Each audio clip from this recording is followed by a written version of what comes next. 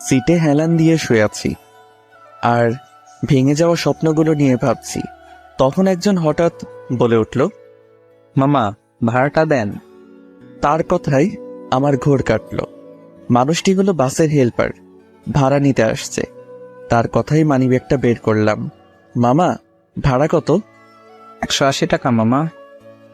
তার কথা শুনে মানিব্যাগটা খুলে টাকা খুঁজতে লাগলাম।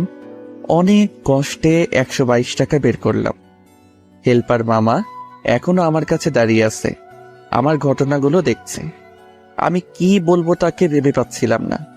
তখন হেল্পার মামা বলে উঠল, মামা, কোথায় যাবেন আপনি? ঢাকায় যাব মামা, আমার কাছে ঢাকা যাওয়ার ভাড়া নাই, সামনে নামাই দিয়েন। আরে মামা, নামবেন কেন? টাকা নাই তো কি হয়েছে? আমি আছি, আপনার টাকা দেয়া লাগবে না। তার কথা শুনে কি বলবো বুঝে উঠতে পারছি না। চোখে এমনি জল এসে গেছে।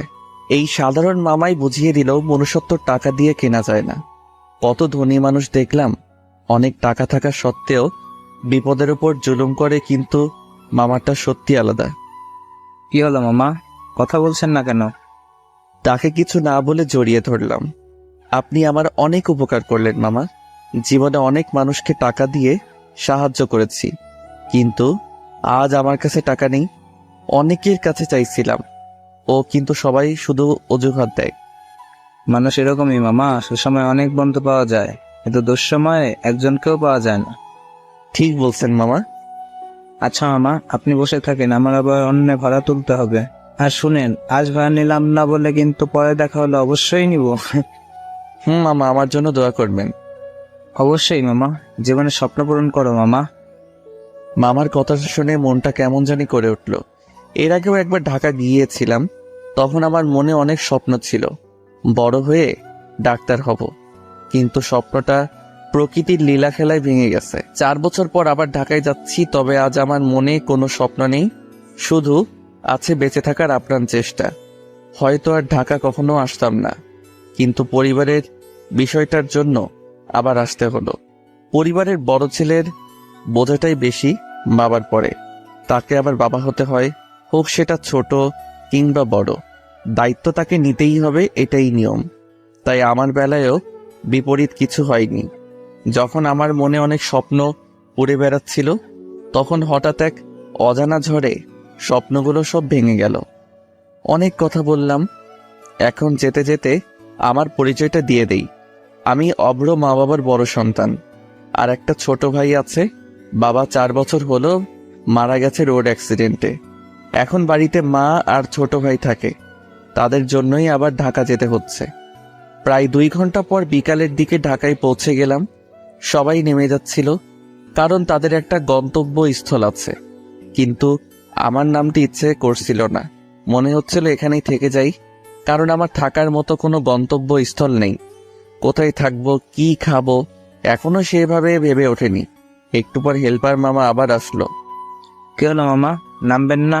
বাস তো ঢাকায় চলে এসেছে। মামা, নামবো। তারপর বাস থেকে নেমে এলাম।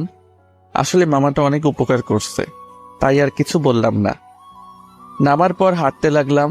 যে হাঁটার কোনো গন্তব্যস্থল নেই, সব রাস্তায় আমার চেনা, তাই তেমন কোনো বেগ পেতে হলো না। প্রথমে সেই বন্ধুদের কাছে গেলাম যারা আমাকে ছাড়া এক মুহূর্ত থাকতে পারতো না। সেখানে গিয়ে দেখলাম সবাই যে যার কাজ নিয়ে ব্যস্ত। আমাকে তো প্রথমে চিনতেই পারছিল না, তারপর আমি পরিচয় দেওয়াতে চিনল। এদের আচরণ দেখে আমার বুকের ভেতরটা ফেটে যাচ্ছিল। হায় রে মানুষ, আগে আমাকে না দেখে থাকতে পারতো না। আসলে ভুল ছিল, তখন আমার কাছে অনেক টাকা ছিল, কিন্তু আজ টাকা নাই, তাই হয়তো চিনতে সমস্যা হচ্ছে। ওদের সাথে আর বেশি কথা বললাম না, ওদের কথাগুলো শুনতে খুব খারাপ লাগছিল, তাই সোজা বেরিয়ে এলাম ওখান থেকে। তারপর সিদ্ধান্ত নিলাম আর কোনো বন্ধু বান্ধবের কাছে যাব না, কাজ খোঁজা শুরু করে দিব। কিন্তু এখন তো প্রায় সন্ধ্যা হয়ে গেছে, তাই রাস্তার ধারে গেলাম। দেখলাম অনেক মানুষ শুয়ে আছে, হয়তো তারাও আমার মতো নিরুপায়। সত্যি, বাস্তবতা অনেক কঠিন, এখানে আবেগের কোনো স্থান নেই। আমিও তাদের সাথে শুয়ে পড়লাম। খুব ক্ষুধা লেগেছিল, কিন্তু খেলাম না, কারণ হাতে যে টাকা ছিল তা দিয়ে কাল চলতে হবে। না জানি সামনে আরো কতদিন এভাবে থাকতে হবে। পরদিন সকালে ঘুম থেকে উঠলাম, উঠে অবাক হয়ে গেলাম। রাস্তায় রাতের মতো আর কোনো মানুষ শুয়ে নেই। সকাল খুব একটা বেশি হয়নি, হয়তো সবাই পেটের ক্ষুধা নিবারণের চেষ্টা করছে। ওদের কাহিনী দেখে সত্যি খুব ভালো লাগছিল। ওদের মধ্যে হয়তো বড় লোকদের মতো এত টাকার নেশা নেই, শুধু দুবেলা খেতে পারলে মনে হয় খুশি ওরা। খুব ক্ষুধা লেগেছিল, তাই রাস্তার পাশে পাউরুটি আর কলা খেলাম। তারপর চাকরির খোঁজে বের হলাম। সারাদিন অনেক খোঁজাখুঁজি করলাম, কিন্তু সবারই এক কথা, চাকরি নেই। আর তাছাড়া গ্র্যাজুয়েটও কমপ্লিট করিনি যে কোনো কোম্পানিতে ইন্টারভিউ দিব। দেখতে দেখতে সন্ধ্যা হয়ে গেল। আজকেও সেই রাস্তায় রাত কাটাতে হবে। শহরে এসে কাজের চাপে বাড়ির কথা ভুলে গিয়েছিলাম। বাড়িতে যে আমার জন্য একজন অধীর অপেক্ষা করতেছে সেই কথা খেয়ালই ছিল না। একটু পর মাকে ফোন দিলাম। কিরে বাবা, সেই কালকে গেছিস, এখন পর্যন্ত একবারও তো ফোন দিস নাই। কত টেনশনে ছিলাম জানিস? আসলে একটু কাজের চাপ ছিল আম্মু, নতুন নতুন আসছি তো তাই একটু। তোমরা কেমন আছো? ভালো আছি। খাওয়া দাওয়া করছিস বাবা? আম্মু, এই মাত্রই করলাম। তোমরা খেয়েছো? আমরা খেয়েছি। সাবধানে থাকিস বাবা। তোমরা সাবধানে থেকো, আর আমাকে নিয়ে এত চিন্তা করো না। আমি এখানে ভালোই আছি। মাকে কথাগুলো বলতে অনেক কষ্ট হচ্ছিল, কিন্তু তবুও বললাম, না হলে অনেক চিন্তা করত। এভাবে আরো 4 দিন কেটে গেল, কিন্তু এখনো কোনো চাকরির ব্যবস্থা করতে পারিনি। আজকে শরীরটা অনেক দুর্বল লাগছিল। 5 দিন হলো ভালোভাবে পেট পুড়ে খেতে পারিনি। হাতে যে টাকা ছিল সেটা অনেক আগেই ফুরিয়ে গেছে। রাস্তা দিয়ে হাঁটছিলাম, চোখটা কেমন বুঝে যাচ্ছিল। তারপরে আর কোনো খেয়াল ছিল না। ঘুম থেকে উঠে নিজেকে হাসপাতালে আবিষ্কার করলাম। আমি এখানে কিভাবে? আমার কথা শুনে একজন নার্স বলে উঠল, আপনি অজ্ঞান অবস্থায় ছিলেন, একজন স্যার আপনাকে এখানে নিয়ে এসেছে। কোন স্যার আমাকে নিয়ে এসেছে? তিনি কি এখনো এখানে আছে? আছে, আপনি থাকুন, আমি ওনাকে ডেকে দিচ্ছি। তারপর একজন ভদ্রলোক আমার দিকে আসলো। আসসালামু আলাইকুম। ওয়ালাইকুম আসসালাম। কেমন আছো বাবা? ভালো আছি। আমি এখানে কেন, কিভাবে আসলাম? তুমি রাস্তায় অজ্ঞান হয়ে পড়ে গেছিলা, তখন আমি ওই রাস্তা দিয়ে গাড়ি নিয়ে যাচ্ছিলাম, তাই তোমাকে দেখে হাসপাতালে নিয়ে আসলাম। ও ধন্যবাদ আঙ্কেল, অনেক উপকার করলেন। আরে ধন্যবাদ দেওয়ার কি আছে, এটা তো মানুষের দায়িত্ব। মানুষ হয়ে যদি মানুষকে সাহায্য না করি তাহলে আর কিসের মানুষ। আঙ্কেলের কথা শুনে মনটা খুব ভালো হয়ে গেল। তাকে দেখে মনে হচ্ছে এখনো পৃথিবীতে ভালো মানুষ আছে। সবাই কি তাই বোঝে আঙ্কেল? আচ্ছা বাদ দাও, তোমার বাসা কোথায়? আঙ্কেলের কথা শুনে চুপ হয়ে গেলাম।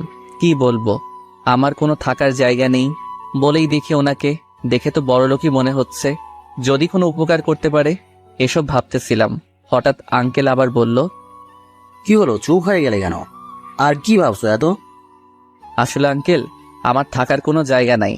আজ 7 দিন হলো ঢাকায় আসছি চাকরির খোঁজে, কিন্তু অনেক খুঁজেও কোনো চাকরির ব্যবস্থা করতে পারলাম না। আমার কথা শুনে আঙ্কেল কিছুক্ষণ চুপ থাকলেন, তারপর বললেন, কতদূর পর্যন্ত পড়াশোনা করেছো?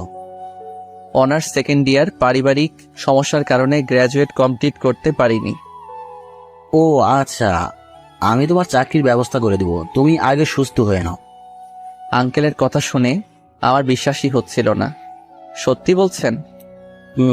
আমার একটা নিজেরই কোম্পানি আছে, ওখানে তোমাকে জব দিব আর তোমার থাকার ব্যবস্থা করব। আপনাকে ধন্যবাদ দিয়ে ছোট করব না। আপনি সত্যি মহান। আপনাদের মতো মানুষ আছে বলে পৃথিবী এখনো টিকে আছে। আরে বাবা, এত বেশি বলো না, যতটা বলছো ততটাও ভালো না আমি। আপনি সত্যি ভালো। কেউ ভালো না হলে একজন অচেনা মানুষের জন্য এত কিছু করে না। আচ্ছা বাদ দাও, তুমি কি প্রাইভেট পড়াতে পারো? পারি একটু একটু, কিন্তু কেন আঙ্কেল? আমার একটা ছোট্ট মেয়ে আছে, এবার 9-এ পড়ছে, ওকে তোমাকে পড়াতে হবে, পারবে তো পড়াতে? কেন পারবো না? আপনি আমার জন্য এত কিছু করলেন, আর আমি আপনার এই সামান্য আবদারটুকু রাখতে পারবো না? তোমার কথা শুনে ভালো লাগলো। আচ্ছা চলো, আমার বাড়িতে আজ থেকে আমার বাড়িতেই থাকবে। আসলে বাবা আমার কোনো ছেলে নেই, শুধু 2টা মেয়ে আছে। বড় মেয়ে পড়াশোনার জন্য কানাডা থাকে, আর পড়া প্রায় শেষের দিকেই। ও ভালো তো। তারপর আমি আর আঙ্কেল তাদের বাড়িতে গেলাম। বাড়িটা দেখে অবাক হয়ে গেলাম। এত বড় বাড়ি, মনে হচ্ছে রাজপ্রাসাদ। আঙ্কেলের সাথে ভিতরে গেলাম। কিছুক্ষণ পর আঙ্কেল কাকে যেন ডাকতে লাগলো। আমি তাকিয়ে বাড়িটা দেখছিলাম। বাড়িটা পুরো রাজপ্রাসাদের মতো। মনে মনে ভাবলাম, আল্লাহ তাআলার খেলা বোঝা বড়ই কঠিন। কিছু মানুষের টাকার অভাব নেই, আর কিছু মানুষ ভালো মতো খাওয়ার টাকা পায় না। তারপর একজন মহিলা আসলো, বয়স্ক মনে হলো। কি হলো, এত ডাকছো কেন? কোথায় দেখো, এতক্ষণ ধরে ডাকতেছিলাম, কোনো খোঁজ খবর নাই। তারপর মহিলাটি আমার দিকে তাকালো। আমি একবার তাকিয়ে নিচের দিকে তাকিয়ে রইলাম। এটা কে? হঠাৎ কাকে ধরে নিয়ে আসছো? আরে বলো না, ওকে হাসপাতালে পেয়েছি। আজ গাড়ি নিয়ে অফিসে যাওয়ার সময় দেখলাম রাস্তায় অজ্ঞান হয়ে পড়ে আছে। তারপরে হাসপাতালে নিয়ে গেছিলাম। ছেলেটার সাথে কথা বলে ভালোই লাগলো, তাই বাড়িতে নিয়ে আসলাম। ওহ, ভালোই করেছো। আমাদেরও কোনো ছেলে নাই। তারপর আন্টি আমার উদ্দেশ্যে বলল, তা বাবা, তোমার নাম কি? আমার নাম অভ্র। খুব সুন্দর নাম। তোমার বাড়িতে কে কে আছে? আন্টি, বাড়িতে মা আর ছোট একটা ভাই আছে। কেন, তোমার বাবা নেই? বাবা মারা গেছে 4 বছর আগে রোড অ্যাক্সিডেন্টে। সরি বাবা, বুঝতে পারিনি, হঠাৎ তোমাকে কষ্ট দিলাম। না, সরি বলার কি আছে আন্টি? যা সত্যি তাই তো বলেছেন, মনে করে না দিলেও কি এটা ভোলার বিষয়? বাবা, ঠিক বলেছ। বাবা, সত্যি তুমি মহান। আরে তোমরা কি শুরু করেছো? ছেলেটা হাসপাতাল থেকে আসলো, আর তুমি তাকে আর তার বাবার কথা মনে করিয়ে দিচ্ছ।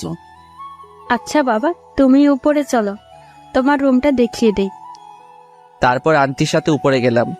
বাড়িতে অনেকগুলো ঘর আছে। আন্টি আমাকে উপরতলায় একটা কোণার ঘরে নিয়ে গেল। ঘরটা দেখতে খুব সুন্দর ছিল, অনেক সাজানো গোছানো। বাবা, এটা হলো তোমার ঘর, আজ থেকে তুমি এখানে থাকবে। ঠিক আছে আন্টি, আপনারা সত্যি মহান। কাউকে না জেনে না চিনেই থাকতে দিচ্ছেন। এখানে মহানের কিছু নেই বাবা, মানুষকে সাহায্য করাই তো মানুষের ধর্ম।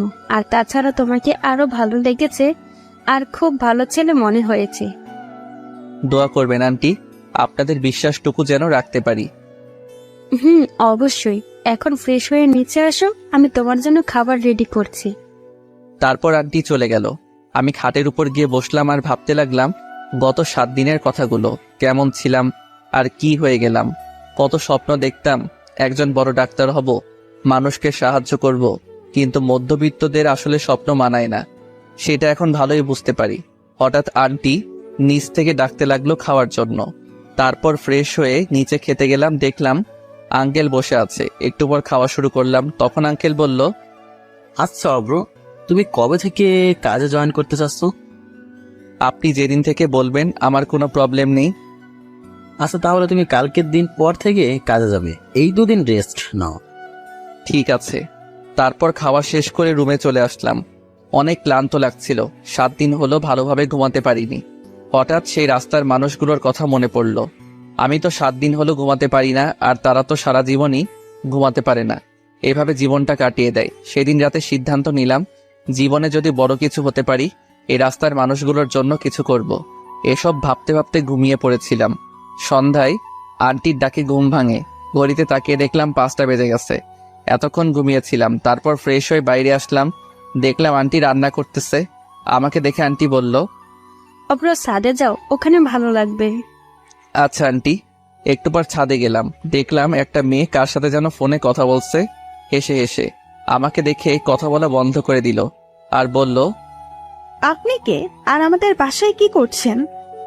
আমি অভ্র, আপনাদের বাড়িতে। আর কিছু বলতে যাব তার আগে মেয়েটা বলে উঠল, ও, চিনেছি। আপনি তাহলে সেই ছেলে যাকে বাবা আমাদের বাড়িতে থাকতে দিয়েছে। আর শুনলাম আপনি বলে আমাকে পড়াবেন। ঠিকই শুনেছ। কোন ক্লাসে পড়ো? 9-এ পড়ি। আচ্ছা, আপনি এখন যান, আমি একটু ব্যস্ত আছি। তারপর মেয়েটা আবার ফোনে কথা বলতে শুরু করে দিল। আমি কোনো উপায় না দেখে চলে আসলাম। তারপর মাগরিবের নামাজ পড়ে বাড়িতে ফোন দিলাম। 2 দিন হলো মার সাথে কথা হয়নি, অনেক চিন্তা করছে মনে হয়। তারপর মায়ের সাথে অনেকক্ষণ কথা বললাম, ছোট ভাইটার সাথে কথা বললাম। কথা বলার পর মনটা ভালো হয়ে গেল। কিছুক্ষণ পর আন্টি রাতের খাওয়ার জন্য ডাক দিল। ফ্রেশ হয়ে খেতে গেলাম, দেখলাম আঙ্কেল আর তার মেয়েটাও আছে। খাওয়া শুরু করলাম। তখন আঙ্কেল বলল, এটা আমার মেয়ে জুই, ওকে তোমাকে পড়াতে বলছিলাম। ও আচ্ছা অব্র, তাহলে কাল সকাল থেকে পড়াবে আমার মেয়েকে, যদি কোনো সমস্যা না থাকে।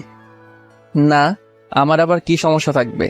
তারপর জুয়ের উদ্দেশ্য করে বললাম, তুমি কি সায়েন্সে পড়ো? সায়েন্সে পড়ি। আর কিছু বললাম না। খাওয়া দাওয়া শেষ করে রুমে চলে গেলাম। তারপর নামাজ পড়ে শুয়ে পড়লাম। সকালে ফজরের নামাজের আগে উঠলাম, কাউকে ডাকতে হয় না, আগে থেকে অভ্যাস হয়ে গেছে। গ্রামে থাকতে মা প্রতিদিনই ডাক দিত। নামাজ পড়ে সকালে ছাদে গেলাম। সকালের মুক্ত হাওয়া গায়ে লাগাতে গুণীজনরা বলে সকালের সূর্যের আলো নাকি ওষুধের চেয়ে বেশি কার্যকর। তারপর আবার রুমে চলে আসলাম। একটু পর আন্টি চা নিয়ে আসলো। সকাল থেকে তো তুমি জুইকে পড়াবে, তাই না? কেন? না, ও একটু জেদি। তোমাকে কিছু বললে যেন কিছু মনে করো না, আমাকে এসে বলো। আচ্ছা। চা খাওয়া শেষ করে জুয়ের রুমে গেলাম। দেখলাম মেয়েটা ফোনে কথা বলছে। আমাকে আশা দেখে ফোনটা রেখে দিল। স্যার, আপনি এসেছেন? আপনার জন্য অপেক্ষা করছিলাম। কথা শুনে অবাক হয়ে গেলাম। কি বজ্জাত মেয়ে রে বাবা! দেখলাম ফোনে কথা বলছিল আর ও নাকি আমার জন্য অপেক্ষা করতেছে। কি হলো স্যার, কি ভাবছেন? আমি যে আপনাকে স্যার বলেছি ওই জন্য রাগ করেছেন নাকি? আরে না, রাগ করবো কেন? আমি তো তোমার স্যারই। আপনি আমার পালের স্যার। কি সুন্দর কথা বলছিলাম, আর এসে ডিস্টার্ব করে বলতেছে আমি তোমার স্যার। জুই কথাগুলো খুব আস্তে আস্তে বলল। কি বললে তুমি? কই কি কিছু না তো স্যার। না, কি যেন বললে, ভালোভাবে শুনতে পাইনি। হারি স্যার, বাদ দেন, এখন পরিচয় হয়ে নেই আপনার সাথে। আচ্ছা স্যার, আপনি কি প্রেম করেন? আরে কি বলছো এসব? আমি কিন্তু তোমার স্যার। তাহলে কি স্যার হলে কি বলা যাবে না? না, ওসব আমি করি না। কি বলেন স্যার, আপনি এত বড় হয়েও প্রেম করেন না? আমার তো 3টা হতে চললো। ওর কথা শুনে কি বলবো ভেবে পাচ্ছি না। কি বলছো? 3টা হয়ে গেছে তোমার? তোমার বয়সে প্রেম কি জিনিস বুঝতামই না। সেটা আপনাদের ব্যর্থতা স্যার, যুগের সাথেও তাল মিলাতে হবে, তাই না স্যার? ঠিক বলছো, চালিয়ে যাও। তারপর কিছুক্ষণ কথা বললে আমার রুমে চলে আসলাম। পুরো মাথাটা খারাপ করে দিচ্ছিল। কি মেয়েরে ভাই, এর ক্লাস যে কেমনে নিব আল্লাহ পাকি ভালো জানে। দেখতে দেখতে 3 মাস কেটে গেল। এই 3 মাসে আঙ্কেল আন্টিদের কাছে অনেক প্রিয় হয়ে গেছি। এখন সব কাজে আমার পরামর্শ চায় তারা। আর আমার জুয়ের সাথে ভালো সম্পর্ক হয়েছে। বলতে গেলে আমিও তাদের পরিবারের একজন সদস্য এখন। কাল নাকি তাদের বড় মেয়ে আসবে, তাই আঙ্কেল আমাকে এয়ারপোর্টে যেতে বলেছে। আঙ্কেলের নাকি একটা কাজ পড়ে গেছে, তাই যেতে পারবে না। তাই সকাল সকাল আমি আর জুই গাড়ি নিয়ে বেরিয়ে পড়লাম এয়ারপোর্টের উদ্দেশ্যে। এয়ারপোর্টে গিয়ে অনেকক্ষণ বসে থাকলাম, কিন্তু এখনো ম্যাডামের আসার নাম নেই। খুব বিরক্ত লাগছিল। আর কতক্ষণ এভাবে বসে থাকবো জুই? কখন আসবে তোমার বোন? আসবে ভাইয়া, একটু ওয়েট করেন। জুয়ের সাথে এখন ভালো সম্পর্ক হয়ে গেছে, তাই এখন আমাকে ভাইয়া বলেই ডাকে। আচ্ছা দেখি আর কিছুক্ষণ। এভাবে আরো 10 মিনিট অপেক্ষা করলাম। কিছুক্ষণ পর সেই অপেক্ষার অবসান ঘটলো। মানে যার জন্য অপেক্ষা করছিলাম সে আসতেছে। একটু পর আমাদের কাছে আসলো। চোখে সানগ্লাস পরেছিল, দেখতে ভালোই সুন্দর লাগছিল। জুই ওর আপুকে দেখে এগিয়ে গেল, পেছনে পেছনে আমিও গেলাম। তারপর 2 বোন মিলে অনেকক্ষণ কথা বলল। আজ 5 বছর পর দেশে আসছে, কতই না ভালোবাসা জমে আছে বোনের প্রতি। আমি অন্যদিক হয়ে অন্য মানুষের ব্যস্ততা দেখছিলাম। সবাই নিজের কাজে ব্যস্ত। কিছুক্ষণ পর জুই আমাকে ডাক দিল। ভাইয়া এদিকে আসেন, ওখানে কি করেন? তারপর ওদের কাছে গেলাম। না, এমনি দাঁড়িয়েছিলাম, তোমরা কথা বলছিলা দেখে। আচ্ছা, আমার আপুর সাথে পরিচয় করিয়ে দিই আপনাকে। দেখলাম ম্যাডাম কার সাথে যেন কথা বলছিল। জুই ডাক দেওয়ায় ফোনটা কেটে আমার কাছে আসলো। তখন আমি বললাম, হাই, আমি অভ্র। আর কিছু বলতে যাব তার আগেই মুখ থেকে কথা বের হচ্ছে না। হবেই বা কি করে, এটা তো সোমাইয়া, মানে আমার এক্স গার্লফ্রেন্ড। দেখলাম সোমাইয়াও আমাকে দেখে কেমন যেন চমকে গেছে। হয়তো সেও ভাবিনি এমনটা হবে। তারপর নিজেকে কন্ট্রোল করে ফেললাম, না হলে জুই বুঝে যাবে। আবার বললাম, আমি অভ্র। খুব ভয় ছিলাম কি জানি কি বলে ফেলে। জুইও আছে, কিন্তু কিছু বলল না। আমি সুমাইয়া, আপনাকে তো চিনলাম না। আসলে আমি আপনাদের বাড়ি। সবটা বলার আগে সুমাইয়া বলে উঠল। কি হলো, তোতলাচ্ছেন কেন? তখন জুই বলে উঠল, আরে আপু, শুভ্র ভাই আমার টিচার, আমাদের বাড়িতে থেকে পড়ায় আমাকে, খুবই ভালো। তারপর কিছুক্ষণ আমার দিকে কেমন জানি করে তাকিয়েছিল, মনে হচ্ছে এখনই খেয়ে ফেলবে। তারপর আমি নিজেই বললাম, জুই এখন যাওয়া যাক, এমনিতেই অনেক দেরি হয়ে গেছে। তাছাড়া আমার একটা কাজ আছে। মিথ্যা বললাম, না হলে সমস্যা হতে পারে আরো। রাস্তায় আমি আর কোনো কথা বললাম না। ওরা 2 জন অনেক গল্পগুজব করলো, হাসাহাসি করলো। আমি শুধু দেখছিলাম সুমাইয়াকে। খুব ভালোবাসতাম ওকে, কিন্তু ও পরিস্থিতির কারণে ছেড়ে চলে যেতে বাধ্য হয়েছিলাম। সুমাইয়াও আমাকে কয়েকবার দেখছিল। তারপর বাড়িতে চলে আসলাম। সুমাইয়াকে দেখে আঙ্কেল আন্টি অনেক খুশি হলো, দৌড়ে এসে তাকে জড়িয়ে ধরলো। কেমন আছিস মা? আসতে কোনো প্রবলেম হয়নি তো? ভালো আছি, কিন্তু তোমরা আমাকে আনতে গেলে না কেন? খুব রাগ হয়েছিল কিন্তু। আমার একটা কাজ পড়ে গেছিল মা, আর বাড়িতে কেউ ছিল না, তাই তোর মাও যেতে পারেনি। কেন, রাস্তায় কি কোনো সমস্যা হয়েছিল নাকি? অগ্রকে তো পাঠিয়েছিলাম। না, কোনো সমস্যা হয়নি। আচ্ছা, আমি ফ্রেশ হয়ে আসি, পরে কথা হবে, খুব ক্লান্ত লাগছে। তারপর আমিও নিজের রুমে চলে আসলাম। কি করব ভেবে পাচ্ছি না। শেষে কিনা এক্স গার্লফ্রেন্ডের বাড়িতে থাকতে হচ্ছে। সুমাইয়ার যা ভাব দেখলাম, মনে হয় খুব রেগে আছে আমার উপর। রেগে থাকারই কথা। মেয়েটা অনেক ভালোবাসতো আমাকে, আমি ওকে ধোকা দিয়েছিলাম, কারণ আমারও যে কোনো রাস্তা ছিল না। যাই হোক, সুমাইয়াকে সব খুলে বলতে হবে। তারপর ফ্রেশ হয়ে আসরের নামাজ পড়লাম। নামাজ পড়ে মনটা অনেক হালকা লাগছিল। একটুবার ছাদে গেলাম। এখন প্রায় প্রতিদিনই যাই আমি আর জয়ী, কিন্তু আজ ছাদে গিয়ে দেখলাম সুমাইয়া দাঁড়িয়ে কার সাথে যেন কথা বলছে। আমাকে দেখে কথা বলা বন্ধ করে দিল। আমি তার দিকে এগিয়ে গেলাম। কেমন আছো সুমাইয়া? আমার কথা শুনে সুমাইয়া কিছু বলল না, নিচে চলে গেল। অনেকবার ডাকলাম কিন্তু কিছুই শুনল না। খুব খারাপ লাগছে, তাই মন খারাপ করে দাঁড়িয়েছিলাম। কিছুক্ষণ পর জুই আসলো। কি ব্যাপার ভাইয়া, একা একা দাঁড়িয়ে আছেন যে? এমনিতেই দাঁড়িয়ে আছি, ভালো লাগছে না। কেন ভাইয়া, কি হয়েছে? প্রেমে টেমে পড়লেন নাকি আবার? আরে না, কি বলো এসব? সব সময় শুধু এসব বিষয় নিয়েই থাকো, তাই না? তো কি করব ভাই, এসবই তো চলতেছে এখন। সেটাই তো। আচ্ছা জুই, তোমার আপুর কি বিয়ে হয়ে গেছে? না, কি বলেন এসব? কেবল পড়াশোনা শেষ করলো। তবে আপু বিদেশে এমনি যায়নি, আমরা জোর করে পাঠিয়ে দিয়েছিলাম। কেন, কি হয়েছিল? আর বলেন না ভাই, আপু এক ছেলেকে খুব ভালোবাসতো, কিন্তু ছেলেটা খারাপ ছিল, আপুকে ধোকা দিয়ে চলে গেছিল। আপু তখন একবার ভেঙে পড়েছিল, তাই আপু বাধ্য হয়ে বিদেশ পাঠিয়ে দিয়েছিল, যাতে এসব ভুলে থাকতে পারে। ও, কি বলছো? ছেলেটাকে চেনো তুমি?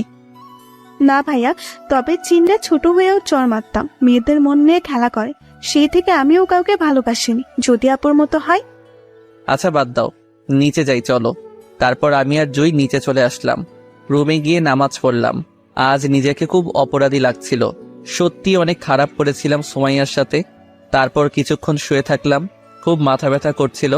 কিছুক্ষণ পর জুই ডাকতে এলো খাওয়ার জন্য। খাওয়ার টেবিলে গিয়ে দেখলাম সুমাইয়াও বসে আছে, আমার দিকে একবার তাকালো। তারপর খাওয়া শুরু করলাম। আচ্ছা মা, পড়া তো শেষ, এখন কি করবি? সুমাইয়াকে উদ্দেশ্য করে বলল, কাল থেকে তোমার অফিসে জয়েন করব। আগে নিজের পায়ে দাঁড়াবো। নিজের পায়ে কি দাঁড়াবি মা? তোর বয়স তো অনেক হচ্ছে, তার চেয়ে ভালো এখন একটা বিয়ে করে নে। না বাবা, আগে নিজে প্রতিষ্ঠিত হব, তারপর বিয়ে করব।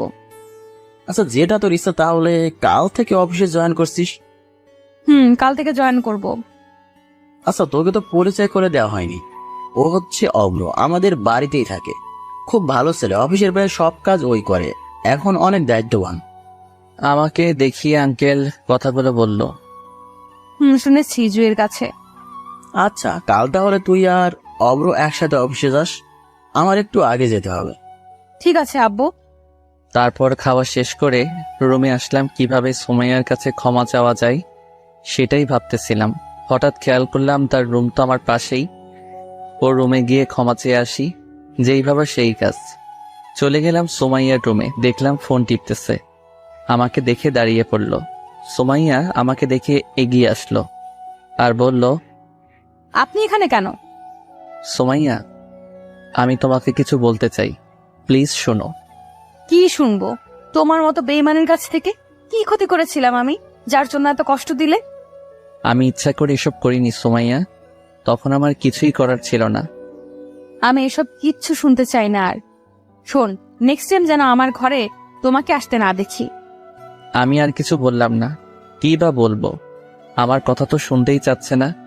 রুমে এসে শুয়ে পড়লাম, ভালো লাগছিল না। সকালে জুয়ের ডাকে ঘুম ভাঙে। এতক্ষণ কেউ ঘুমিয়ে থাকে নাকি ভাইয়া? কখন থেকে ডাকছে, নিচে সবাই নাস্তা করার জন্য অপেক্ষা করছে, তাড়াতাড়ি নিচে আসেন। জুই কথাগুলো বলে চলে গেল। ঘড়িতে তাকিয়ে দেখি 8টা বেজে গেছে। এতক্ষণ কোনোদিনও ঘুমাইনি। আজ যে কি হয়েছিল আল্লাহই ভালো জানেন। তারপর তাড়াতাড়ি ফ্রেশ হয়ে রেডি হয়ে নিচে গেলাম। সবাই দেখলাম খাওয়া শুরু করে দিয়েছে। আমাকে দেখে আন্টি বলল, অব্র কি হয়েছে? এত দেরি করে ঘুম থেকে উঠলে যে, শরীর খারাপ নাকি? না তেমন কিছু না, আজ এমনিতেই টের পাইনি। ও আচ্ছা, তাড়াতাড়ি খেয়ে অফিসে যাও সুমাইয়ার সাথে। ঠিক আছে আন্টি। তারপর খাওয়া শেষ করে বাহিরে গাড়িতে গিয়ে বসলাম। অনেকক্ষণ হলো বসে আছি, সুমাইয়ার আসার কোনো নাম নেই। এই মেয়েদের এক স্বভাব, শাস্তি দিলে এক যুগ পার করে দিবে। একটু পর সুমাইয়া আসলো, নীল রঙের একটা শাড়ি পরেছে, দেখতে পুরো পরীর মতো লাগছিল। মনে হচ্ছে আবার এক্স গার্লফ্রেন্ডের উপর ক্রাশ খেলাম। আমি তাকিয়েছিলাম, তখন সুমাইয়া আমার কাছে চলে এসেছিল। তখন আমি নিজেকে সামলে নিলাম। সুমাইয়া কিছু না বলে গাড়িতে উঠে বসলো। আমি গাড়ি চালাতে লাগলাম। সুমাইয়া, তোমার মনে আছে আগে সেই দিনগুলোর কথা? কোন দিনগুলো? আমার তো মনে নেই। সুমাইয়ার কথা শুনে মনটা খারাপ হয়ে গেল, তাই আর কিছু বললাম না। কিছুক্ষণ পর অফিসে পৌঁছে গেলাম। অফিসটা কাছেই ছিল। আমি আর সুমাইয়া অফিসের ভেতরে গেলাম। আমাদের দেখে রাফিন বলে উঠল, কি রে অব্র, বিয়ে করলি কবে? দাওয়া তো দিলি না। এ হলো অফিসে আমার একটা ভালো ফ্রেন্ড। আরে না, কি বলছিস এসব? ইনি হচ্ছে আমাদের। আর কিছু বলতে যাব তার আগে রাফিন আবার বলল, তোকে আর বলতে হবে না, ভাবিটা দেখতে কিন্তু সেই মামা, মানিয়েছে খুব। আমরা রাফিনের কথা শুনে সুমাইয়ার দিকে তাকালাম, দেখলাম রেগে লাল হয়ে যাচ্ছে। আরে শালা, কি বলছিস এসব? ইনি আমাদের বসের মেয়ে। কি? বুধু থাক, আমি গেলাম। কথাগুলো বলেই দিল দৌড়।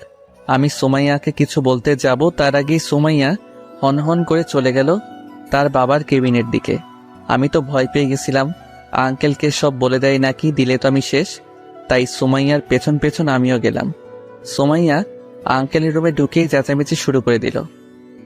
এইসব কাদেরকে কাজে রাখছো আব্বু? কোনো ভদ্রতা নেই। কেন, কি হয়েছে? এত রেগে যাচ্ছিস কেন? রাখবো না? কাউকে না চিনেই যা তা বলতে শুরু করেছে। কে কি বলছে অব্র? হঠাৎ এভাবে রেগে গেল কেন সুমাইয়া? একটা ভুল বোঝাবুঝি হয়েছে আঙ্কেল। রাফিন ম্যাডামকে না চিনেই অন্য কিছু বলে ফেলছে। অন্য কিছু মানে? আমি কি আপনার বউ হই নাকি? আরে ম্যাডাম, রাগ করছেন কেন? ও তো জানে না, জানলে কি এরকম করতো নাকি? ঠিকই তো বলছো অব্র, ও জানতো না বলে এরকম করেছে। তুই রাগিস না মা।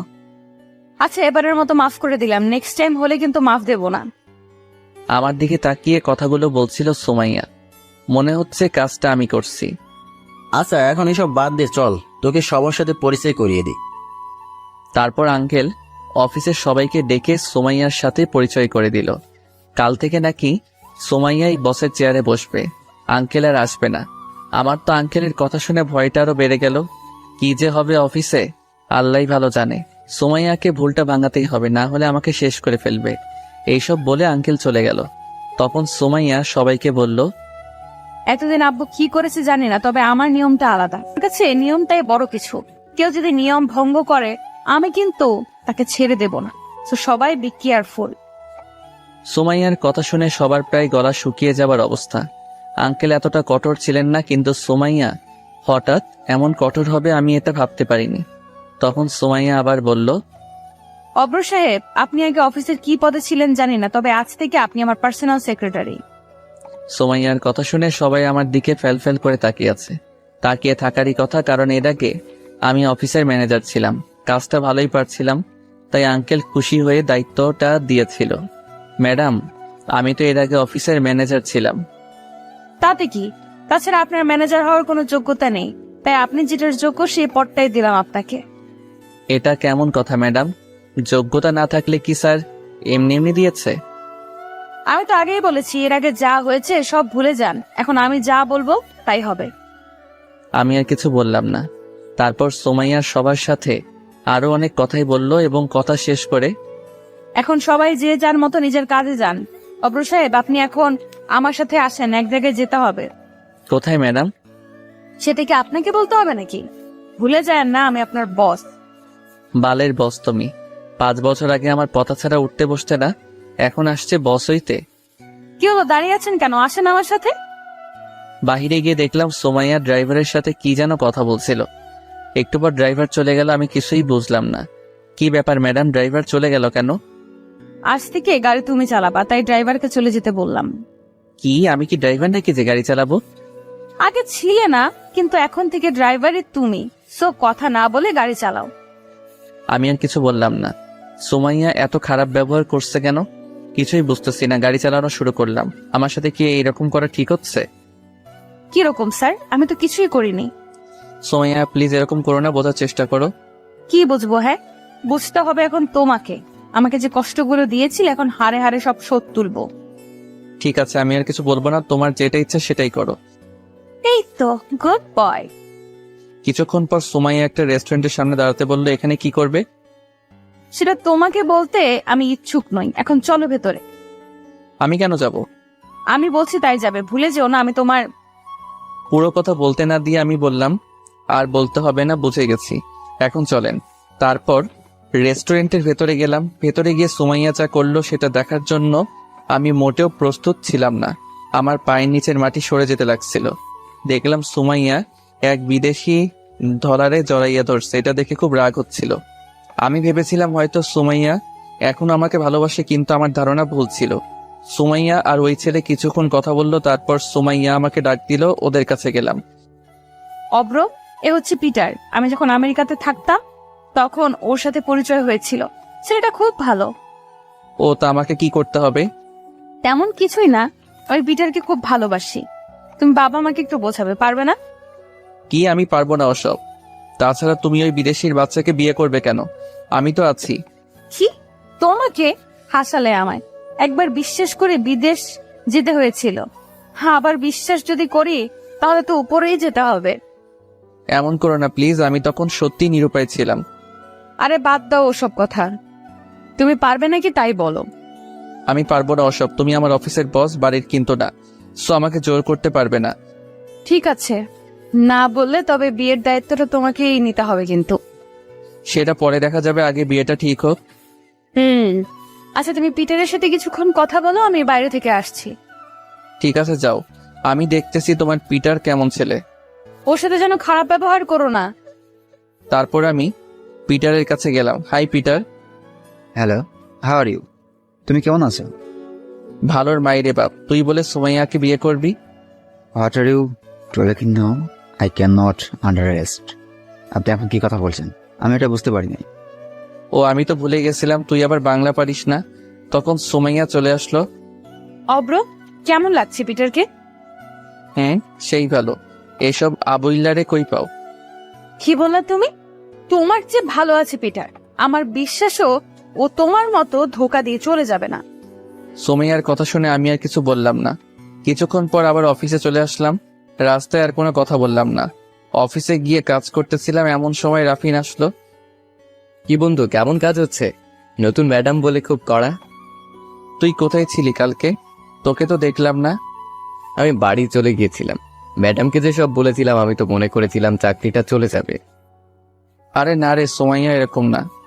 কিরে মামা, তুই ম্যাডামকে চিনিস নাকি? রে চিনি, 8 বছর আগে থেকেই। কি বলছিস রে মামা? তারপর রাফিনকে পুরো ঘটনা খুলে বললাম। রাফিন শোনার পর বলল, খুব খারাপ হয়েছে রে মামা তোর সাথে। তোর তো কোনো দোষ নাই এখানে। সেটাই তো রে, কিন্তু সুমাইয়া তো সেটা বুঝতেছে না। ও ভুল বুঝেছে, তোকে আর ভুল বোঝাটাই স্বাভাবিক। এতে ম্যাডামেরও কোনো দোষ নেই। আরে কি বলছিস এসব? আমারও দোষ নেই, সুমাইয়ারও দোষ নেই, তাহলে দোষটা কার? দোষ তোদের ভাগ্যের মামা। রে বন্ধু, আচ্ছা বাদ দে এসব। আচ্ছা কাজ কর, আমিও কাজ করি যে ম্যাডাম। তারপর কাজ করতে লাগলাম। 2-3 দিন হলো কাজ করতে পারছি না, অনেক কাজ জমা হয়ে গেছে। কিছুক্ষণ পর রফিক মামা এসে বলল, ম্যাডাম আপনারা ডাকে। কেন মামা, কি হয়েছে? জানি না আমি, আপনি গিয়ে দেখেন। তারপর সুমাইয়ার রুমে গেলাম। কি হয়েছে সুমাইয়া? আপনি মনে হয় ভুল করছেন। আপনি ভুলে যান না, এটা অফিস আর আমি আপনার বস। ও ভুলে গেছিলাম ম্যাডাম, নেক্সট টাইম আর এরকম হবে না। আচ্ছা ঠিক আছে, যে কাজে আপনাকে ডাকছিলাম, সামনে আমাদের একটা বিশাল প্রজেক্ট আছে। প্রজেক্টটা সাইন করাতে পারলে অনেক টাকা লাভ হবে। বুঝলাম, আমাকে কি করতে হবে ম্যাডাম? আপনাকে বেশি কিছু করতে হবে না। আপনি শুধু সবাইকে বলে দেন এই 1 মাস যেন মনোযোগ দিয়ে কাজ করে, কাজে কোনো ফাঁকি যেন না দেয়। আর আপনিও একটু মন দিয়ে কাজ করুন। ঠিক আছে ম্যাডাম, সব বলে দিবনি। এখন আমি গেলাম। ঠিক আছে, জান। এত তারা কেন আপনার? আমি আর কিছু না বলে সোজা রুম থেকে বেরিয়ে এলাম। কথায় কথায় অপমান করছে, মেজাজটা পুরো খারাপ করে দিচ্ছে। টেবিলে গিয়ে চুপ করে বসে আছি, এমন সময় রাফিন আবার আসলো। কিরে দোস্ত, লাঞ্চ করবি না? না রে, করবো না, ভালো লাগছে না। কেন, কি হয়েছে? খুলে বল তো আমাকে। রাফিনকে সব খুলে বললাম আজকের ঘটনা। রাফিন শুনে তো অবাক হয়ে গেল। কি বলছিস রে এসব? ওই ধলারে আমাকে দেখাইয়া দিস, তারপর দেখাবো নি ভালোবাসা কোন দিক দিয়ে আসে। দেশের মানুষের ভাত পায় না, অন্য দেশের মানুষ এসে সিরিয়াল নেয়। আরে এত উত্তেজিত হোস না, কোনো উপায় জানা থাকলে বল। আমার মনে হয় সুমাইয়া এখনো তোকে ভালোবাসে, তোকে শাস্তি দেওয়ার জন্য এসব করছে। আমার বিশ্বাস হয় না ভালোবাসলে এরকম করতে পারতো নাকি। সব সময় শুধু আমাকে অপমান করে। আচ্ছা, আমরা একটা গেম খেলি চল, তাহলে বোঝা যাবে সুমাইয়া তোকে ভালোবাসে কিনা। কি গেম খেলবি এই সময়? আমার মাথায় তো কিছুই আসছে না। তোর মাথায় না আসলেই কি অন্য কারো মাথায় আসবে না? তোর গেমের নামটা বলতো আগে। তাহলে শোন, আমাদের অফিসের মিমকে চিনিস না? চিনবো না কেন? ওকে কি বলা যায় নাকি? আমারে তো পাগল বানায় ফেলছিল, কিন্তু ওকে দিয়ে কি করবি? ওরে দিয়ে সবকিছু করবো মামা, তুই খালি দেখ আমি কি করি। এখন চল মিমের কাছে যাই। কেন, মিমের কাছে গিয়ে কি করবি? আগে চল, গেলেই দেখতে পারবি। তারপর আমি আর রাফিন মিমের কাছে গেলাম।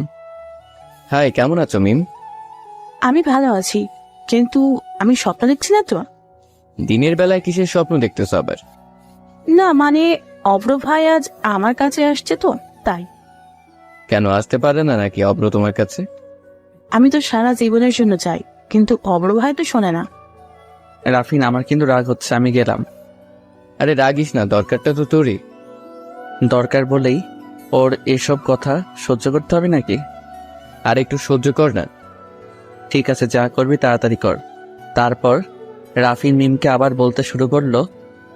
তোমাকে একটা কাজ করে দিতে হবে মিম। ও তাই বলি, তোমরা তো এমনি আসনি, যখন আমাকে দরকার পড়েছে তখনই আসছো। আর এভাবে বলো না, কাজটা করে দাও প্লিজ। শালা রাফিনের কাজকর্ম দেখে খুব রাগ হচ্ছিল। আমার মনে হচ্ছে ওইসব ওই করছে। আচ্ছা বলো আগে কি কাজ, তারপরে ভেবে দেখবো করা যায় কিনা। আরে সহজ কাজ, একটু অভিনয় করতে হবে। তাছাড়া আমরা যতদূর জানি তুমি অভিনয়টা ভালোই জানো। তারপর রাফিন মিমকে সবকিছু খুলে বলল। আমি যদি এই কাজ করি তাহলে আমার কি লাভ ভাইয়া? কিসের লাভ খুঁজতেছ তুমি? একজন বিপদে পড়লে আরেকজন তো সাহায্য করবে, তাই না? ওসব নীতি কথা আমার কাছে চলবে না, আমারে কি লাভ দিবেন তাই কন। আচ্ছা, কি লাভ চাও তুমি বলো। আমার সাথে এক জায়গায় ঘুরতে যেতে হবে, সারাদিন আমার সাথে থাকতে হবে, আর একটা গুরুত্বপূর্ণ কাজ করে দিতে হবে। কি পারবেন তো? যদি পারেন তাহলে আমি আপনার শর্তে রাজি।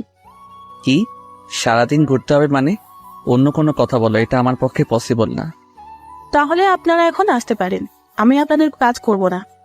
এরকম কিন্তু ঠিক না মিম। আজ বিপদে পড়ছি বলে যা ইচ্ছে তাই চাইবে?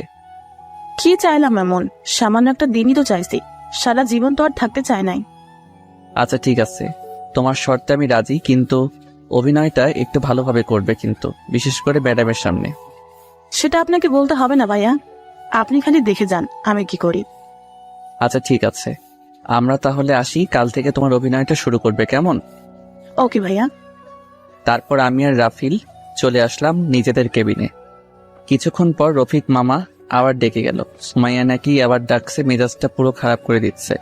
কিছুক্ষণ আগে আসলাম। ম্যাডাম আসতে পারি কি? আসেন তাড়াতাড়ি। সেই কখন না ডাকলাম, এত লেট হলো কেন? এখন তো লাঞ্চের টাইম, এখনকার হিসাবও দিতে হবে। আমি যখন বলেছি দিতে হবে, কি করলে এতক্ষণ? গার্লফ্রেন্ডের সাথে বসে গল্প করলাম। Any problem madam? কি, তোমার গার্লফ্রেন্ড রয়েছে? কেন থাকবে না? আপনার যদি থাকতে পারে তাহলে আমারও তো থাকতেই পারে। তা ঠিক, কিন্তু অফিসে এসে এসব গার্লফ্রেন্ডের অজুহাত দেখাবেন না। আমি কই দেখলাম, আপনি তো জানতে চাইলেন। ও সরি। আমি এখন যেতে পারি ম্যাডাম? যান।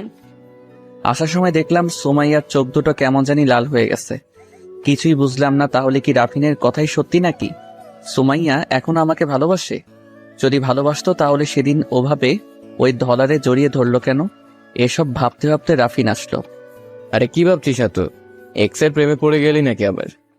আরে না, কি বলিস, এমনি বসে আছি। ও তাই বল, আমি তো ভাবছিলাম। তোর সবসময় খালি ফাইজলাম, এসব বাদ দিয়ে ভালো করে কাজ কর, না হলে কিন্তু বুঝতেই পারছিস। বুঝতে পারছি। শালা তোর জন্যই এত কিছু করলাম, আর এখন আমাকেই কথা শোনাচ্ছিস না? থাক তুই, আমি গেলাম। আরে রাগিস না, আমি তো ভালোর জন্যই বললাম। আচ্ছা কাজ কর, আমি গেলাম। তারপর রাফিন চলে গেল। বিকালে আর সুমাইয়া ডাকেনি আমায় ভাবতে পারছি না। সকালে কয়েকবার ডাকলো, আর বিকালে কি এমন হলো? অফিস শেষ করে বাইরে গাড়িতে বসেছিলাম, কিছুক্ষণ পর সুমাইয়া আসলো। কোনো কথা বলল না। আমি গাড়ি চালাতে লাগলাম। কিছুক্ষণ পর আমি বললাম, কি হয়েছে, মন খারাপ নাকি?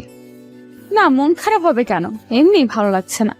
তাই বল, আমি তো ভাবছিলাম ওই চিটার নাকি পিটার তোমাকে ধোকা দিল নাকি, সেই জন্য মন খারাপ। অপ্র সবসময় মজা করবেন, আর পিটার ধোকা দিবে কেন? ও আমাকে খুব ভালোবাসে। আমার মিমের চেয়ে বেশি না, আমাকে ছাড়া তো থাকতেই পারে না, খুব ভালোবাসে আমাকে। তাই নাকি? তোমরা ছেলেরাই সব একরকম, শুধু মেয়েদের মন নিয়ে খেলা করো, একটা গেলেই আরেকটা খোঁজো। কে বলেছে তোমার তাতে ভালো? তুমিও তো নতুন খুঁজে নিছো, এখন আমাকে দোষ দিচ্ছ। না, আসলে তোমার কপালে আমি নাই। ভালোই হয়েছে, তোমার মতো প্রতারকের হাত থেকে তো বেঁচেছি। কথায় কথায় সেই পুরনো দিনগুলোর কথা তুলো কেন? তোমাকে তো বললামই তখন কোনো উপায় ছিল না। কি এমন হয়েছিল তোমার? একবার তো ফোন করে বলতে পারতে, তাহলে হয়তো এমন দিন দেখতে হতো না। সেরকম সুযোগ ছিল না। তোমার কি মনে হয় আমি তোমাকে ভালোবাসতাম না? আগে তো মনে করতাম, কিন্তু সেদিনের পর থেকে তোমার প্রতি আর ভালোবাসা নাই, শুধু আছে ঘৃণা। সেটাই জমিয়ে রাখো। মেয়ে হয়ে জন্মেছে তো তাই বুঝতে পারো না বাস্তবতা কত কঠিন। সব সময় টাকার মধ্যে থাকো। আমার জায়গায় তুমি থাকলে এমনটাই করতে তুমিও। সেটা আমি জানি, এসব কথা আর বলো না আমার সামনে, শুনতে ভালো লাগে না।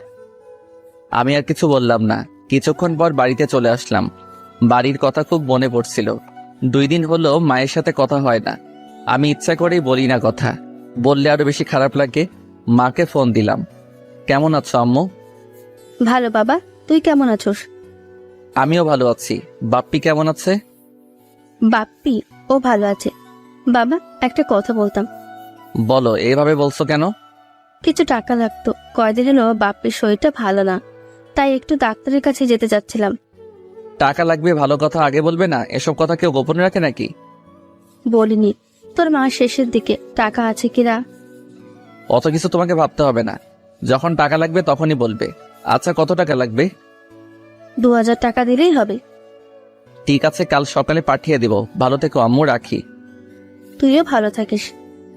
তারপর মানিব্যাগটা বের করলাম, দেখলাম 700 টাকার মতো আছে। বাকি টাকা কই পাবো? এসব ভাবতে ভাবতে রাফিনকে ফোন দিলাম। ওর কাছেও নাকি টাকা নাই। মাস শেষের দিকে কি যে করি কিছুই মাথায় আসছে না। তাছাড়া এখন বেতন চাইলেও তো মনে হয় দিবে না। স্যার থাকলে তা ভাবা যেত। তারপরে সুমাইয়াকে বুঝিয়ে বলবো, দেখি কি বলে। তারপর ফ্রেশ হয়ে জুইকে পড়াতে গেলাম। তার রুমে গেলাম। জুই আর সুমাইয়া হাসাহাসি করছে অনেক, কি যেন একটা নিয়ে। আমাকে দেখে হাসি থামিয়ে দিল। তখন সুমাইয়া বলল, এখানে কি? আমি কিছু বললাম না। তার আগে জুই বলল, আপু, অপ্র ভাইয়া আমাকে পড়াই, তাই আসছে। তাই নাকি?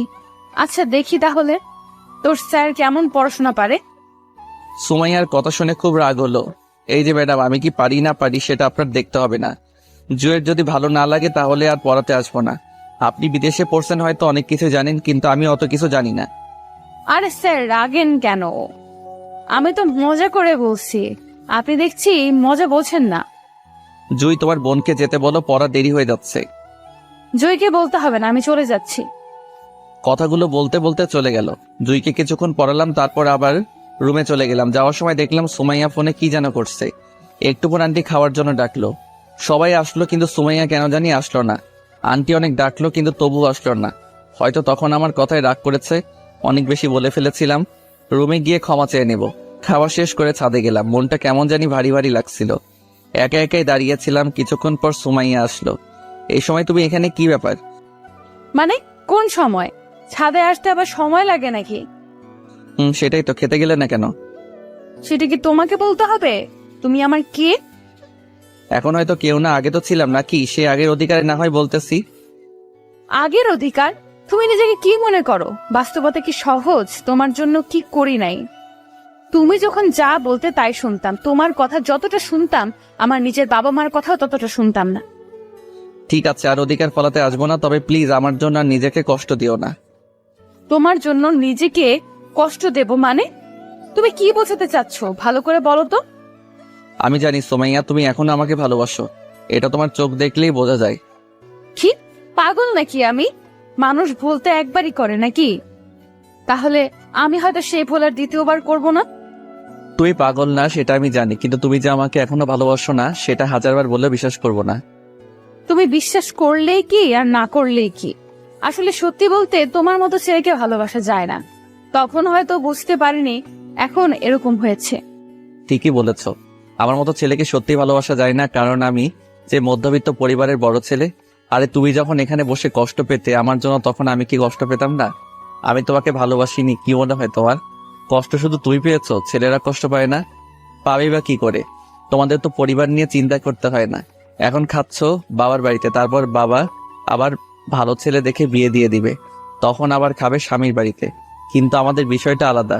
সবসময় নেই মিথ্যা অভিমান নিয়ে থেকো না, জীবনে অনেক কিছু হারাবে। দেখো, কথাগুলো বলে চলে আসলাম নিচে। সবসময় শুধু সেই অতীতের কথাটা তুলে মেজাজটা পুরো খারাপ করে দেয়। আসার সময় দেখলাম সুমাইয়া চুপ করে দাঁড়িয়ে আছে। সকালে ব্রেকফাস্ট করে অফিসের জন্য বেরিয়ে গেলাম আমি আর সুমাইয়া। দেখলাম সুমাইয়ার চোখ দুটি কেমন জানি ফুলে গেছে, মনে হয় রাতে খুব কেঁদেছে। আমি জানি সুমাইয়া এখন আমাকে খুব ভালোবাসে। সরি সুমাইয়া, কালকের ব্যবহারের জন্য। তোমার কথা শুনে খুব রাগ হয়েছিল, তাই রাগটা কন্ট্রোল করতে পারিনি। তুমি কেন সরি বলছো? সরি তো আমার বলার কথা, আমারই ভুল হয়েছে তোমার সাথে কথা বলে। বিদেশ থেকে এসে তোমাকে আবার এইভাবে দেখবো, এটা আমি কল্পনাও করি নাই। হয়তো উপরওয়ালা চেয়েছেন তাই। হয়তো তাই। আচ্ছা একটা কথা বলি, সুমাইয়া রাগ করবে না তো? কি এমন কথা? আচ্ছা বলো। তুমি কি সত্যি ওই পিটারকে ভালোবাসো? সত্যি তো। ওকেই বিয়ে করব। কেন, তোমার কি সন্দেহ হচ্ছে নাকি? না, সন্দেহ আর কি আছে, ছেলেটা খুব ভালো, সুখে থেকো। তোমার গার্লফ্রেন্ডকে তো দেখালে না। আমার গার্লফ্রেন্ড নেই, আমার মতো ছেলেকে কে ভালোবাসবে বলো? না আছে বাপের টাকা, না আছে চেহারা। তুমি তো কাল বললে আমার মতো ছেলেকে তো ভালোবাসা যায় না। কালকের ব্যবহারের জন্য সরি। সত্যি বলছো তোমার কোনো গার্লফ্রেন্ড নেই? তবে এবার একটা বানাবো। তুমিও বিয়ে করে নিচ্ছ, আমি আর সিঙ্গেল থেকে কি করব? তাই ভাবতেছি মিমকে হ্যাঁ বলে দিব। এই মিমটাকে, নামটা খুব চেনা চেনা লাগছে। আপনার অফিসে জব করে, আজ পরিচয় করিয়ে দিবনি কেমন? ঠিক আছে। আচ্ছা অব্র, তোমাকে একটা কথা বলি। বলো। তুমি কি এখনো আমাকে ভালোবাসো? উত্তরটা পরেই বলবো, এখন অফিসে চলে এসেছি। ঠিক আছে, পরেই বলো, তবে মিথ্যা বলো না। তারপর অফিসের ভিতরে গেলাম। রাফিন আমাদের দেখে মুচকে মুচকে আসতেছে, সেটা সুমাইয়া দেখে ফেলছে। এই যে মিস্টার, আপনি হাসছেন কেন? কালকেও তো দেখলাম বড় বড় কথা বলছিলেন।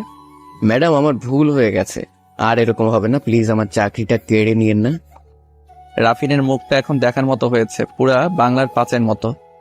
সেটা পরে দেখা যাবে, একটু পর আপনি আমার রুমে আসবেন। ঠিক আছে ম্যাডাম। তারপর সুমাইয়াকে রুমে দিয়ে রাফিনের কাছে গেলাম। দেখলাম ছেলেটা মাসুম বাচ্চার মতো বসে আছে। কিরে ভাই, আজকে দেখছি খুব শান্ত হয়ে আছিস। আরে চাকরিটা মনে হয় সত্যিই গেল রে। আরে অত চিন্তা করিস না, সুমাইয়া অত খারাপ না, একটু বকাঝকা করতে পারে কিন্তু চাকরি নিবে না। তাই যেন হয় রে। আচ্ছা বাদ দে, কালকে রাতে টাকা চাইলে কেন, কি দরকার? রাফিনকে সবকিছু খুলে বললাম। সরি রে দোস্ত, বুঝতেই তো পারছিস মাসের শেষে আমার কাছে টাকা নেই, থাকলে অবশ্যই দিতাম। আরে ঠিক আছে, বুঝতেই তো পারছি। আচ্ছা দেখি অন্য জায়গায় ম্যানেজ করতে পারি নাকি। দেখ, আমি চেষ্টা করে দেখি জোগাড় করতে পারি কিনা। আচ্ছা থাক, আমি একটু সুমাইয়ার কাছে যাই, ওকে একটু বলে দেখি কি বলে। সেটাই কর, এটাই ভালো হবে। তারপর সুমাইয়ার রুমে গেলাম। ম্যাডাম আসতে পারি? আসেন। হঠাৎ কি হলো, নিজের ইচ্ছায় আসলে? তোমাকে তো এমনি আসা দেখি না। আসলে একটা সাহায্য লাগতো, যদি কিছু মনে না করেন। আমার এই মাসের বেতনটা অগ্রিম দিলে খুশি হতাম। কেন, অগ্রিম নিয়ে কি করবে? গার্লফ্রেন্ডের সাথে ঘুরতে যাবে নাকি? সব সময় এত অন্য মাইন্ডে যান কেন? টাকাটা তো অন্য দরকারেও লাগতে পারে, দিলে দেন, না দিলে না বলে দেন। আরে রাখছো কেন? দিতে পারি, তবে একটা শর্তে। যদি তুমি শর্তে রাজি থাকো তাহলে আমি ভেবে দেখবো। কি এখানে আবার কিসের শর্ত? টাকাটা আমার সত্যি লাগবে, প্লিজ এমন করো না। কি করলাম আমি? শুধু একটা শর্ত পালন করতে বলেছি, বেশি কিছু তো না। ঠিক আছে বলো, যদি সম্ভব হয় রাখবো। আরে সম্ভব হবে, সহজ কাজ। আচ্ছা বলো। আমার আর পিটারের বিয়ের বিষয়টা আমার পরিবারকে রাজি করাতে হবে। বাবা বিদেশি ছেলের সাথে বিয়ে দেবে না, তাই বলছি তুমি বাবাকে রাজি করাবা। তোমার কথা বাবা শোনে। কি? আমি পারবো না।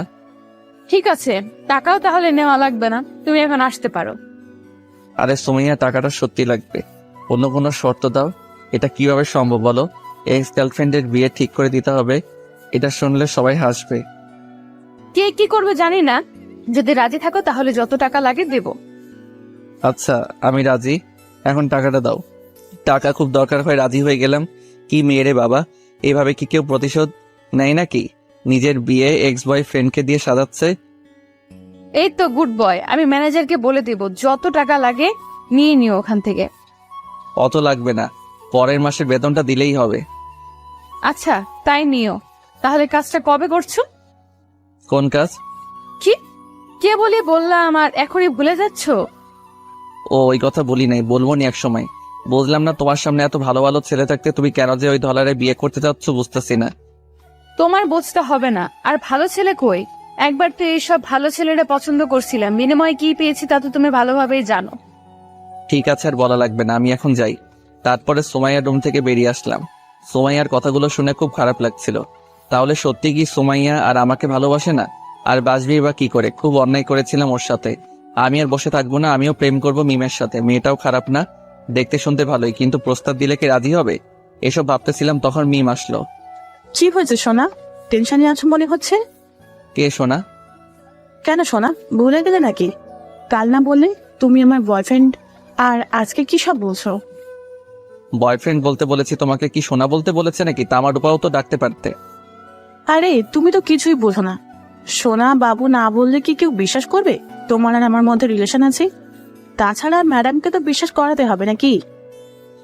কিন্তু তুমি এসব জানলে কিভাবে? আগে কয়টা করছো সত্যি করে বলো। আরে কি বলো এসব? এগুলো তো সিনেমাতে দেখেছি। এর আগে একজনকে ভালোবেসেছিলাম, আর এখনো বাসি, কিন্তু সাহস করে বলতে পারছি না।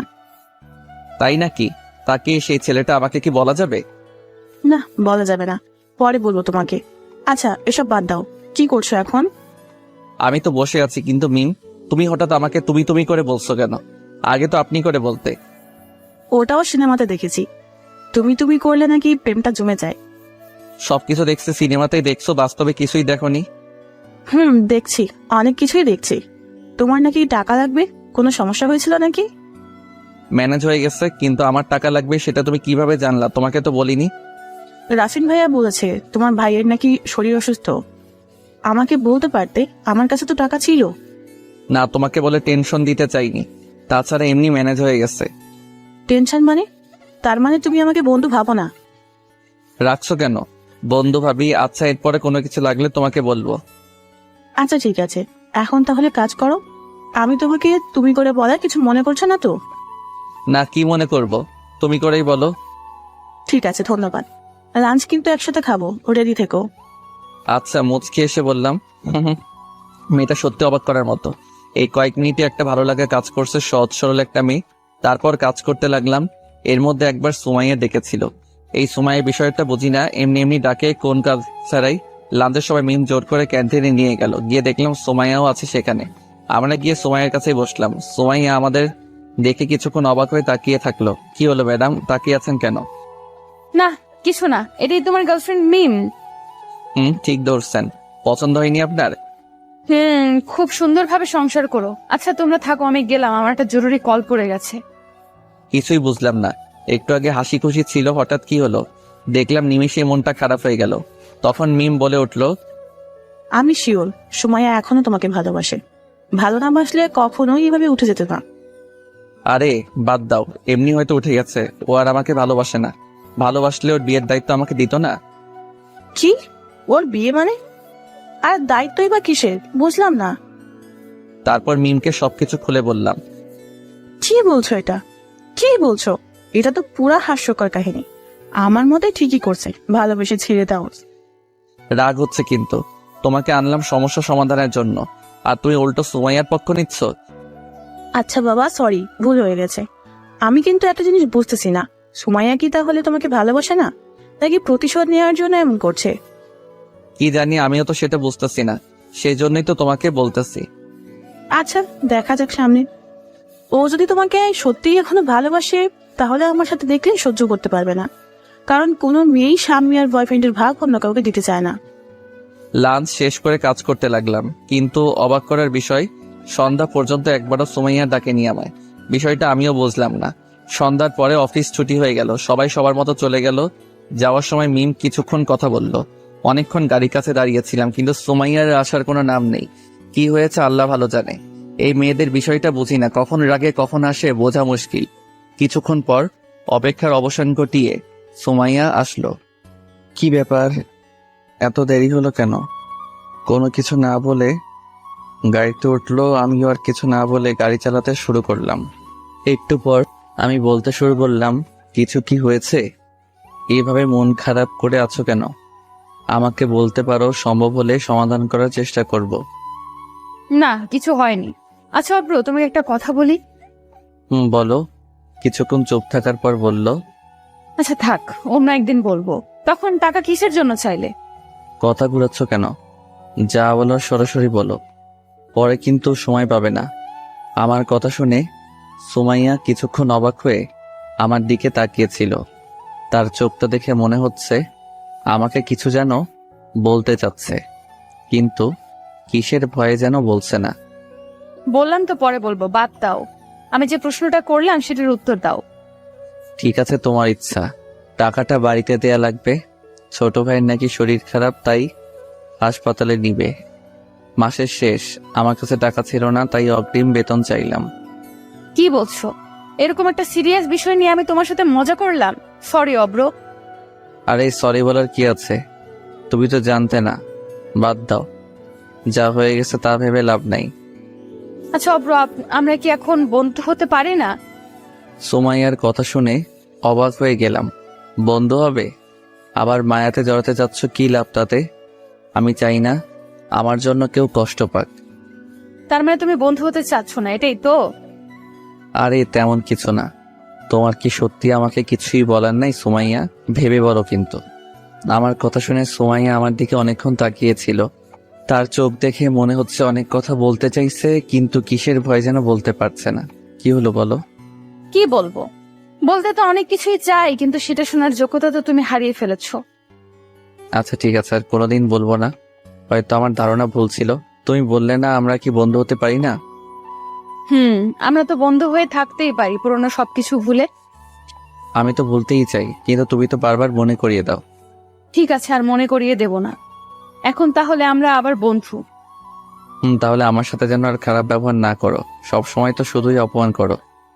ঠিক আছে, চলো ঘুরতে যাই এক জায়গায়। কি? এখন রাত হয়ে গেছে তো। তো কি সমস্যা নাই, বাড়িতে আমি ফোন করে বলে দিব। চলো তো। কিন্তু এত রাতে কোথায় যাবে?